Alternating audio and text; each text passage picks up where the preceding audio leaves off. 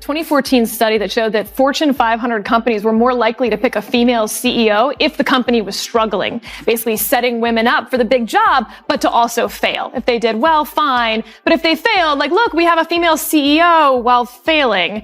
And that's what I feel like they did to Kamala Harris. When Biden refused to step aside and not run again, he was supposed to be that bridge. He backed off on that promise due to arrogance. And then he drops out after a catastrophic debate performance, and they set Kamala Harris up to fail. Remember this clip? That's left-wing pundit Sarah Isgur trying, laughably, to pin Kamala Harris's humiliating collapse on the DNC. No surprise there. Ever since Harris tanked the election, the woke crowd has blamed everyone but her for the disaster. But Bill Maher wasn't buying the excuse. He tore that flimsy defense to shreds. You're saying 3 months wasn't long enough? It was too long. It was long enough. It was long enough. If they had had a primary. It's not that they didn't have time to introduce. They met someone and didn't like them. If they had had a primary, they wouldn't have picked her.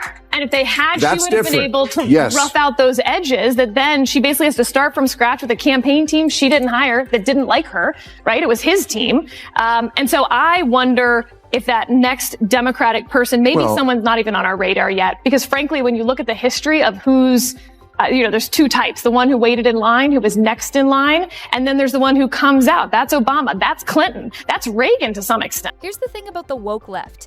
They never take the loss. Isgur is still grasping at straws months after the election, insisting Harris wasn't the problem.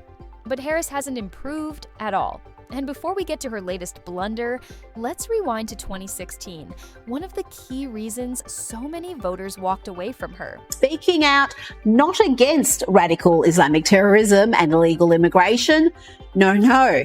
Here she says we must have the courage to object to the terms radical Islamic terrorism and illegal aliens. And we must have the courage to object when they use that term, radical Islamic terrorism, which ignores how Muslims have overwhelmingly been the greatest victims of terror. And we must also have the courage to reject that term illegal alien. That was Kamala Harris, yes. Unbelievably, defending Islamic extremists who had left innocent people devastated at home and abroad. At a time when radical terrorism posed a deadly threat, her response wasn't strength or clarity, but denial. Instead of confronting the violence, she brushed it off with empty rhetoric. And it didn't stop there. She also argued against using the term illegal alien, as if wordplay mattered more than the safety of American citizens. Meanwhile, illegal immigration was overwhelming cities, draining resources, and leaving vulnerable children at risk. That's not leadership. That's reckless denial. After Kamala Harris was installed as the Democrats' presidential candidate, for the media to start rewriting her history. Apparently, she was never the border czar. She never had the most left-wing voting record in the Senate, and she was never considered a liability in the Biden administration. Those verifiable facts are all dismissed as right-wing conspiracies, as is the fact that she helped raise bail money for thugs during the BLM riots. Look at this headline claiming Trump falsely accuses Harris of donating to Minnesota Freedom Fund, bailing out dangerous criminals. Not only did Kamala do just that, her tweet is still up. Chip in now to the Minnesota Freedom Fund to help post bail for those protesting on the ground in Minnesota. She posted that at the height of the BLM riot. And there goes Sarah Isgur's flimsy defense. Kamala Harris wasn't set up to fail. She engineered her own downfall by throwing herself headfirst into woke causes instead of doing the job she was actually given. Remember the southern border crisis? That was her assignment. But instead of securing the border, stopping chaos, and protecting American communities, she wasted her capital pandering to activists and chasing headlines. This wasn't sabotage from the DNC, as Isgur claims. It was Harris's inability to lead, prioritize, and deliver. No one had to undermine her. She did that all by herself. and the American people saw it clearly. That link is still active. You can still donate, and there is Kamala's smiling face on the donation page. And Trump's campaign is doing its best to prevent this bit of history being memory hold. This is among their most devastating ads. Harris sending this out on X. If you're able to chip in now to the Minnesota Freedom Fund to help post bail for those protesting on the ground in Minnesota. Thanks to Harris's promotion, the group reportedly raised $35 million in just a few weeks. Darnica Floyd, charged with second-degree murder for stabbing a friend to death, but she got out of jail too. A twice-convicted rapist, currently charged with kidnapping and sexual assault, and he walks out too. The Freedom Fund raked in donations when it was promoted by many, including now Vice President Kamala Harris. John Michael Tillman shot and killed a passenger on a train platform after reportedly being released from jail 3 weeks prior. So, these were Kamala Harris's so-called achievements before Democrats crowned her their 2024 frontrunner. Let's be honest, they're nothing to brag about. This is the same Harris who proudly raised money to bail out violent criminals, people who terrorized innocent Americans, while families grieved and communities lived in fear. She sided with offenders over victims, and she did it in plain sight, as if daring voters to forget. So when Sarah Isgur trots out the excuse that the DNC somehow set her up, it's laughable.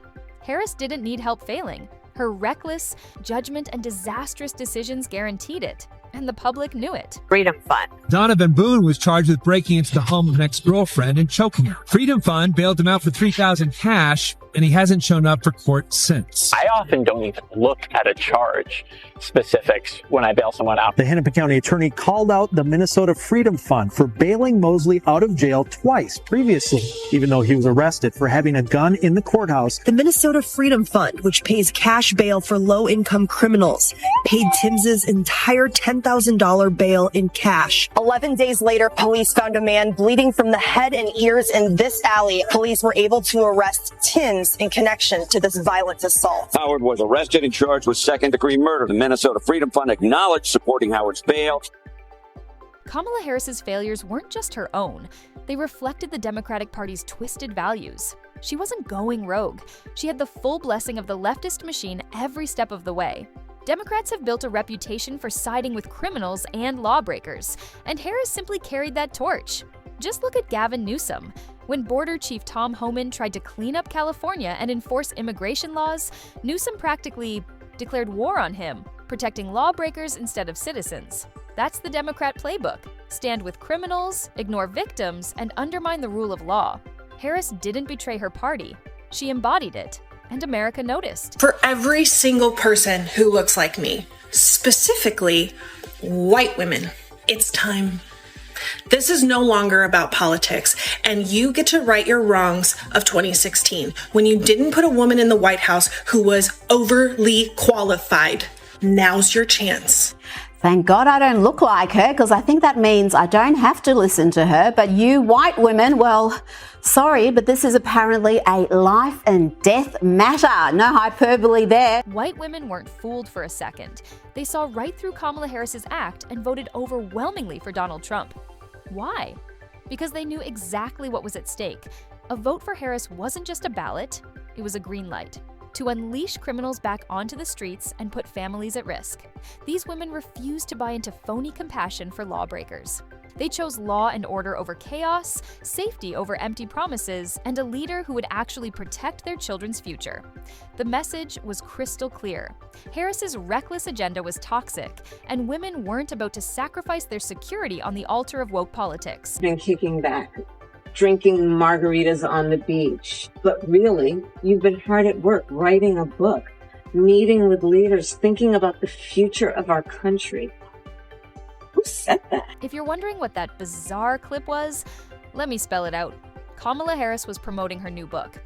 Yep, that awkward, cringe-worthy performance was an actual ad she thought would win people over. She wasn't delivering a profound message or talking to someone off screen. She was just trying, emphasis on trying, to be creative. The result? Pure embarrassment. This is what the Democratic Party calls leadership. Staged gimmicks, awkward. Theatrics, and hollow stunts to stay relevant. No wonder she bombed on the national stage. Let's be blunt. America dodged a bullet by rejecting Kamala Harris. Imagine 4 years of that in the Oval Office. The earpods that have the thing.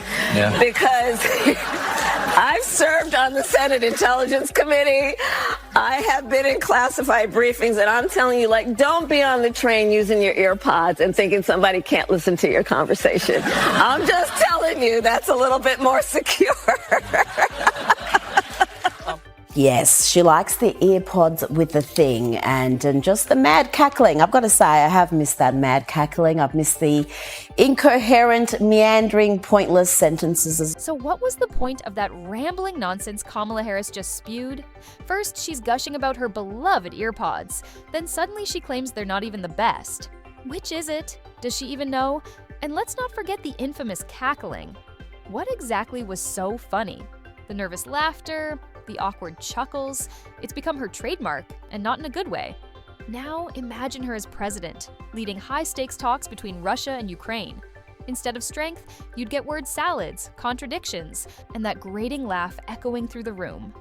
World leaders would be baffled, America's credibility would collapse, and our enemies would be laughing harder than she does. That's not leadership. It's a train wreck waiting to happen.